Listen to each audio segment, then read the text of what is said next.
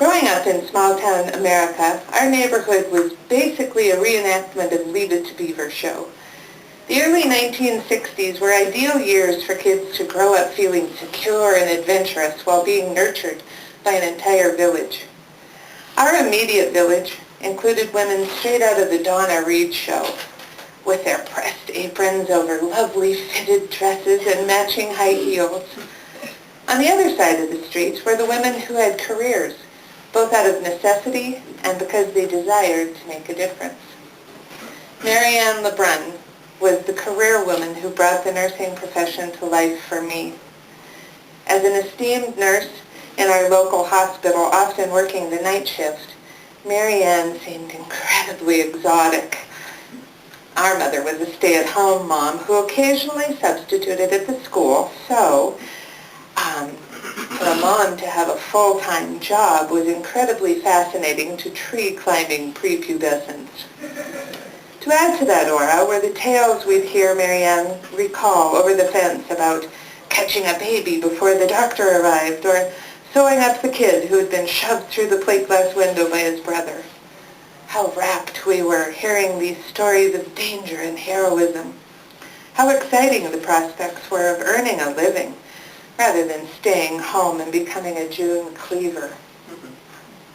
Nursing was the only career choice I ever really seriously considered. My first job as a graduate nurse was in a 30-bed hospital, the very hospital where Mary Ann worked. This fine facility had busy surgical and emergency wards, which became my classrooms, with the old-time nurses acting as my teachers. During this training time, it didn't take long for the mythical exoticness of the night shift to turn into pure terror and fatigue.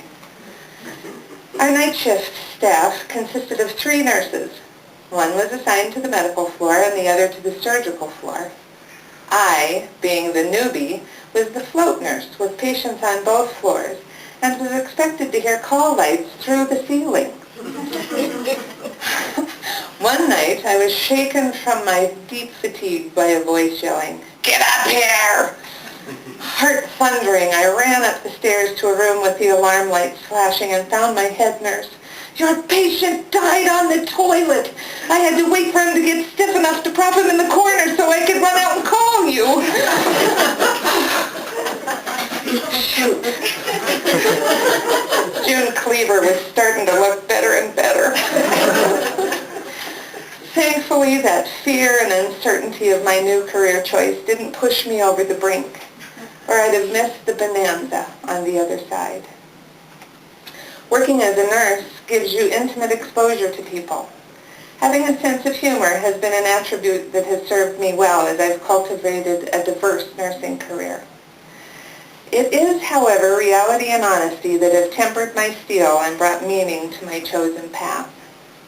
Home health and hospice work were especially ripe with people that joined the travelogue of my career. Patients receiving care in their own homes more liberally share their true essence as they act as hosts rather than guests in your environment. One home care hospice patient who particularly touched me was a man I visited every day, aiding him as he slowly receded from his previously robust lifestyle.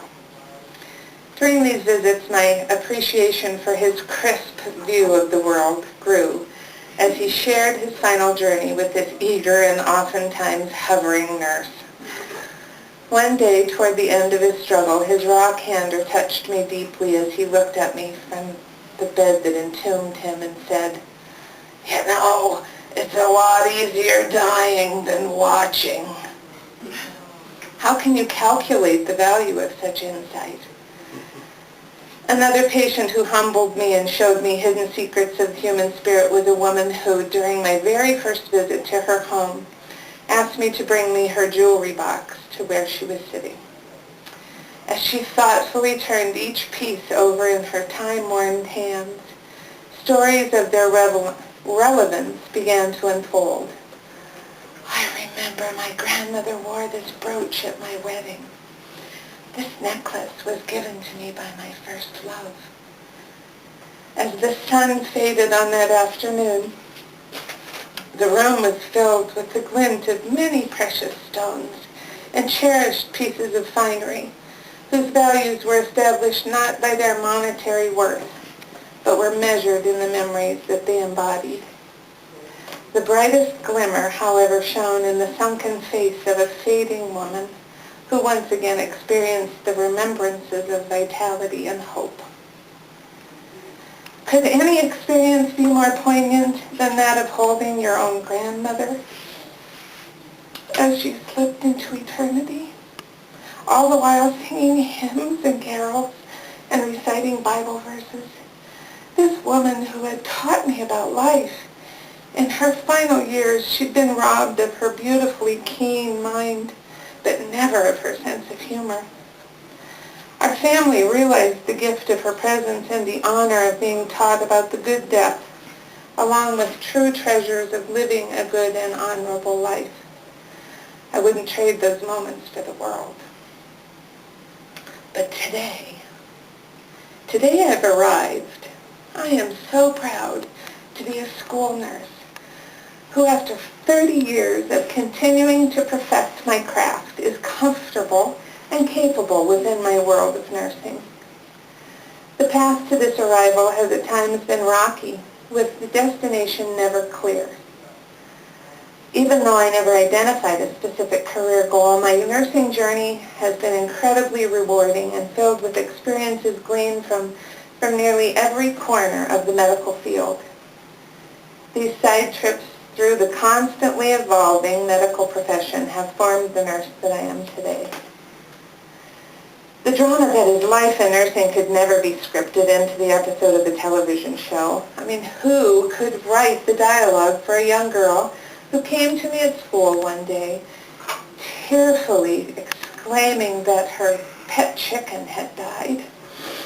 Trying to console her, I said, well, honey, sometimes people whose animals die, they have them stuffed by the taxidermist. She took a deep breath and looked at me and said, well, I was just a frickin' chicken. Okay. Or how about the day that a unique and very precious child was concerned about the CPR that she'd just learned and wondered whether she'd be able to perform that Heimlich remover.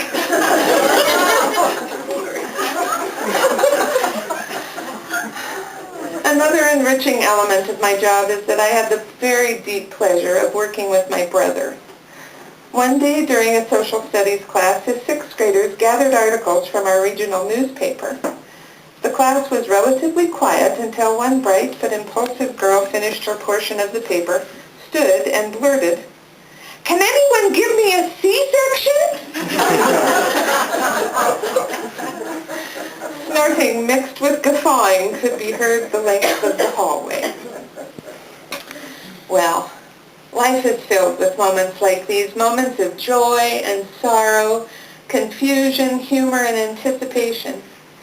And in nursing as in life, if you're waiting for the June Cleaver moments of perceived perfection to encompass you, you'll miss the important instances of simplicity, love, acceptance, and truth. As a nurse, you'll see people at their very best and their very, very worst. If you allow yourself to aid these fellow life travelers by giving them comfort or by sharing their joy, then you too will arrive at your undetermined destination.